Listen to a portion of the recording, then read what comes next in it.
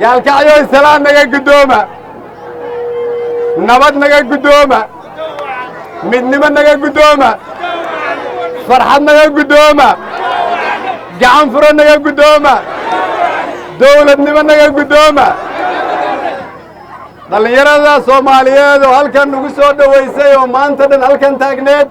waa mahadsantihiin waxaana idinkugu bishaaraynayaa in garoonkan la idiin dhisi doono la idinkaga dhigi doono sida aad rabtaan haddii ilaa yidhaahdo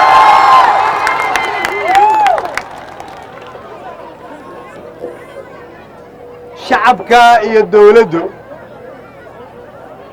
waa wadnihii iyo beerka qofka bini aadanka lama kala qaadi karo shacabka iyo dawladda dawlad aan shacab lahaynna shacab ma aha shacab aan dawlad lahaynna dawlad ma aha waad ku mahadsantihiin gaalkacyo inaad idinku muujiseen tusaalahaas aan hore loo arkin waxaan rabaa dhallinyarada halkan joogta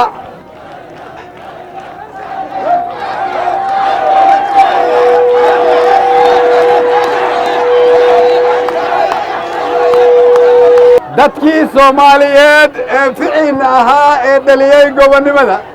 kuwii dhallinyarada ahaa ee ku jira s y l inta ugu badan waxay ka soo jeedeen gobolka mudug gobonnimadii ay dhaliyeen waxaa la rabaa idinku inaad sii waddaan soomaalinimada idinkaa la rabaa inaad ogtaan idinkaa la rabaa inaad horumarisaan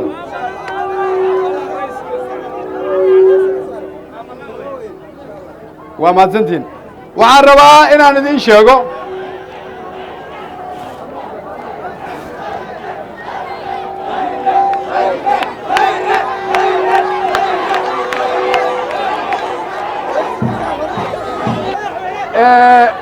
inaan maanta taagannahay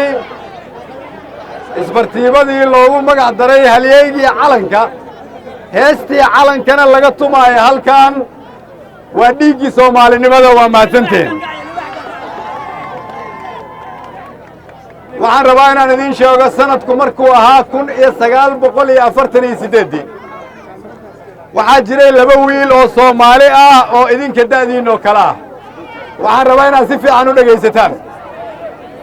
labadaas wiil waxaa la kala oran jiray Cabdullaahi Ciise iyo Maxamuud Yuusuf Muure Allah u naxariisto Cabdullaahina Allah u naxariisto labadaasuba waxay ka soo jeedaan deegaanadan aad degantiin 1948 markii qaramada midoobay ay yiraahdeen Soomaaliya qofa soo dirsato uga hadla halgankeeda gobonnimo doonka Talyaanigii halkan jooga waqtigaas waxay yiraahdeen maadaama Cabdullaahi Ciise dirsanaysaan waa in cirbad lagu duraa Muuro Allah u naxariiste oo Cabdullaahi Ciise u eka waxa uu yiri inta adiga lagu duri lahaa oo sun lagu duri lahaa aniga naftayda hibeynaya waxaan rabaa aniga in la duro markii la duray Allah u naxariiste Muuro Cabdullaahi sidaas ayuu fiisaha ku qaatay sidaas ayuu u tagay qaramada midoobay sidaas ayuu uga soo hadlay xorriyaddii sidaas ayay xorriyaddii ku timid waxaan rabaa inaan idiin sheego marka fikirka Muuro iyo Cabdullaahi isku qabiil ma ahayn midna wuxuu ka soo jeeday waqooyiga gaalkacyo midna koonfurta gaalkacyo haddii qabiil uu wax taraayo mid baa wuxuu yidhi kan kale ka qabiila aniga naftayda adiga kuu qadimaya si adigu aad u waddo xorriyaddaas su'aasha la rabo maanta in la isweydiiyo waxay tahay xorriyaddii wiilashaasi ay u dhinteen ammaanadii ay idin dhiibeen reer gaalkacyo xaggee bay ku dambaysay laguma hayn karo Soomaali kala qaybsan laguma hayn karo Soomaali xuduudyo kala leh sababtoo ah waxay nooga tageen taariikha in quluubta shacabka Soomaaliyeed marna aanay xuduud kala yeelan karin ammaanadii la idin dhiibay soomaalinimadii dhallinyaranimadii sharaftii xooggii caqligii cilmigii idinka ahaay diyaar ma u tihiin soomaaliya midaysan soomaaliya sharaf leh soomaaliya xooggan soomaaliya soo ceshata meeshii ay dunida uga jirtay gobonnimada gaalkacya hormuud aheeda hormuudka ma qaadanaysaan qabyaaladda ma ku beddelaynaa qarannimo musuq maasuqa ma ku beddelaynaa iimaan iyo sharaf reer gaalkacyo hormuud ma u noqonayaan waxaan idinkugu imid inaan idinla wadaago qalbigayga sida aan raalli idinkaga ah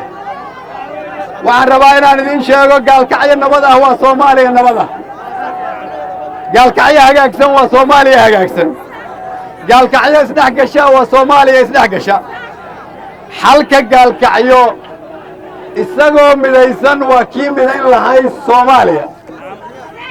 waa inaad gaalkacyo soomaaliya uga dhigtaan tusaale si intana kale ay idinkugu daysadaan annaguna waan idin garab taagannaha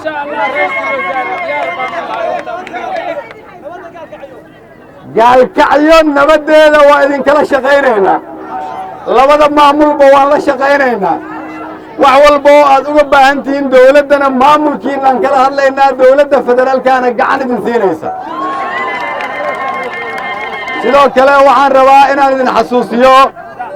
si loo xoreeyo dalka waxaan bilownay in ciidamo laga qoro dhuusamareeb in laga qoro caabudwaaq